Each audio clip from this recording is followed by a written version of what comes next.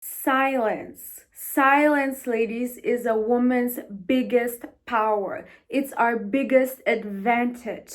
And a lot of us are always oversharing, talking too much, and literally are jinxing ourselves and helping other people attack us, giving them munition by talking too much.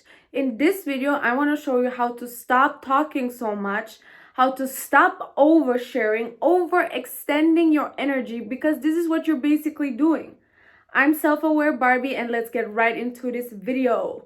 Oversharing, speaking too much. Whenever we speak, we send out energy. Whenever we overshare, we're actually imbalanced, because the more we share, and it's getting like that, you share a lot and the person doesn't share a lot, the imbalance grows like this. And you have extended a lot of your energy that you can use to create by just talking too much. And you know those situations where you talk too much and you wish you wouldn't say certain things, where you spiral. Why did I say that? Why did I do that? Why couldn't I keep my mouth shut? Because oftentimes your mouth, your tongue will get you in situations that you could have prevented yourself from, even in dangerous situations, because you didn't know when to keep your mouth shut and when to just move in silence.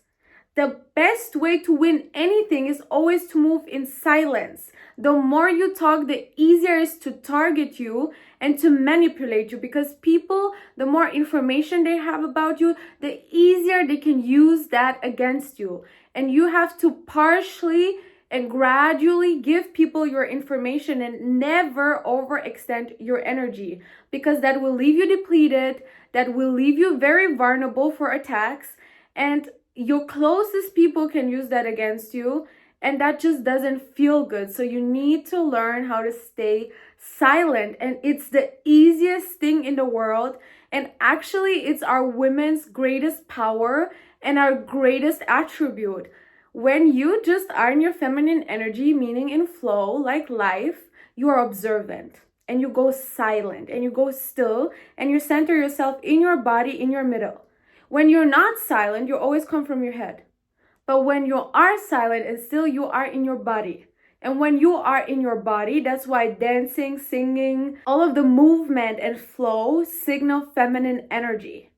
So when you are resting in your body and you just observe and you just gather information, you just receive, you automatically get into the receiving state. From people starting to do things for you, help you out, because you're not saying, no, I don't want your help. No, I'm good. No, you're saying nothing. And you let people do things.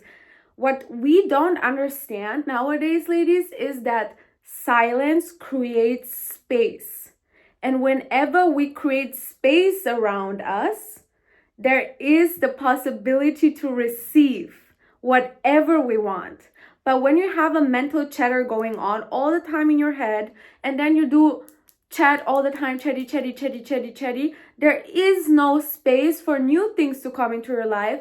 There is no space for new perspectives to come into your life.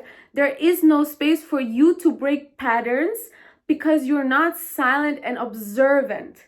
The reason people praise and are so obsessed with meditation is exactly the feminine trait that we have, is by being observant and silent. Because when you are observant and silent and resting in your body, in your middle, information flows in. And when you meditate, you get still, you get silent, and then suddenly downloads happen. And then you see certain patterns, and then you see the solution to your problems. But when you talk, it's like only the problem is talking. Talk, problem. And there will never be a solution. There will never be a different story, because you're only talking. And there's the wise sentence that you need to learn to tame your tongue. You need to know when to bite your tongue and not say something. And then, of course, you need to learn when to say something. But it's way rarer when you need to say something than when silence speaks for you. You know your mom, how she gave you dirty looks when you were a little girl, and you understood. She didn't have to yell at you. She gave you this death staring and you knew. It's over. The same thing with men. Sometimes you don't need to tell them something. You just look at them. That's it. That's enough communication. For us women, it's always better to communicate through non-verbal with a man than to over explain yourself, overshare, because men learn through action. They don't care so much about words. That's why when they say something, it doesn't matter. It's their action that talks. And that's the same thing that we need to learn. It's our action that talks. We can tell a guy 100 times, this is my boundary, don't overstep it. But if we're not removing ourselves and we're not stop talking to him, he will never realize. That's a man's mentality. He will never realize he overstepped your boundary. The moment you withdraw your energy, which also happens with withdrawing your words, then they understand. She got silent. Something is up. Something is going on. What's going on? Now men get more attentive because now it's like, okay, now I got to figure that out. But if you talk, if you tell them everything, it's good to talk. I love talking. I mean, I'm a very chatty person, and that's why I'm doing this video, because I know how many times my tongue got me into the worst things ever. For example, let's say the Lord was so kind and God, and he wanted to maybe invite me for something. And that was not on my bill. Let's say the universe arranged it in that way that was not on my bill. And I'm like, oh, sorry, sir, this is not on my bill. Can you put it on my bill? I mean, there is a thing. I'm very truthful. I will always say the truth. But maybe it was a gift from upstairs. And maybe that guy wanted to invite you, because I had this so many times where someone wanted to invite me, even a girl, they didn't put it on the bill and they said, no, thank you, that's fine. Because I used to do that when I worked in service. If someone was really sympathetic and I wanted to give them something, I would just cut out whatever it was. Or, for example, you could tell a friend that she doesn't look that great. But I don't want to do that. Why would I crush her self-esteem just because my opinion today is that her dress is not that great? Why would I do that? And then sometimes you don't understand that by sharing so much or talking so much, you give people ammunition to use it against you. There are so many times where I have overshared way too early because I'm just a trusting, naive personality like that, okay? But I never knew that these exact people that I trusted way too early, instead of observing them and deciding after a time that they are worthy of my trust, then sharing something with them. I literally just shared and I trusted that they were good-hearted people as I am. Because if you tell me something, I'm not blabbing it right there. I just keep it to myself. But not everyone is like that. And this is what you need to learn. And you need to learn to stop overextending yourself. Where does that come from? The overextending, oversharing is always a way to prove yourself, to be seen, to be heard, to be loved, which is great. But you don't have to give it all to be accepted. You don't have to prove yourself at all.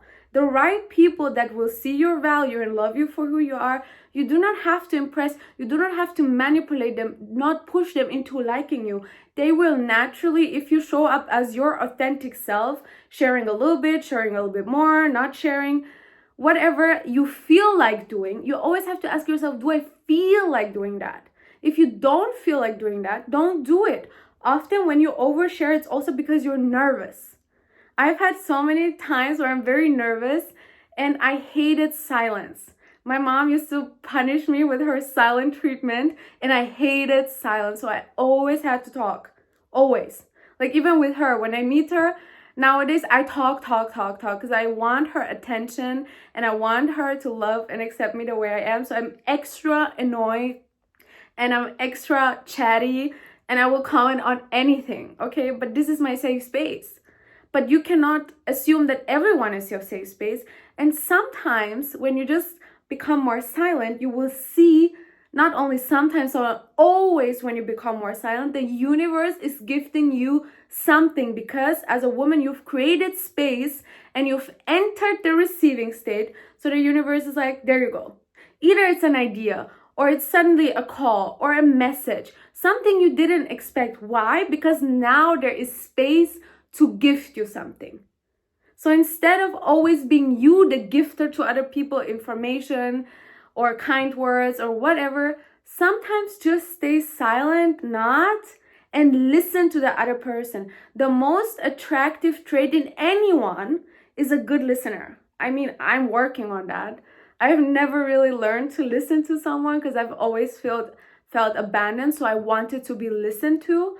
But now I understand how interesting and how beautiful it is to listen to other people and let them feel loved and seen, because this is how other people will also make you feel loved and seen. When you give them something, they will give you something in return. And often it's just a listening ear and not a talking mouth that makes you way more attractive, way more interesting, and way more lovable. We don't have to impress people.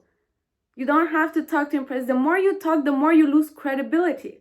You see me talk, but my videos are getting shorter because what I want to say works in a short way, and I want to teach you women that we can keep it informative, but we can keep it short. And that's why I'm ending this video right here. I hope you like this video. Please let me know down below what was your biggest insight in this video. If you want to see more videos, check that out. My favorite video that I've ever created is go take care of your life, okay? And don't let anyone fool you. This is the video right here. I love you all so much. I see you in my next video. Bye bye.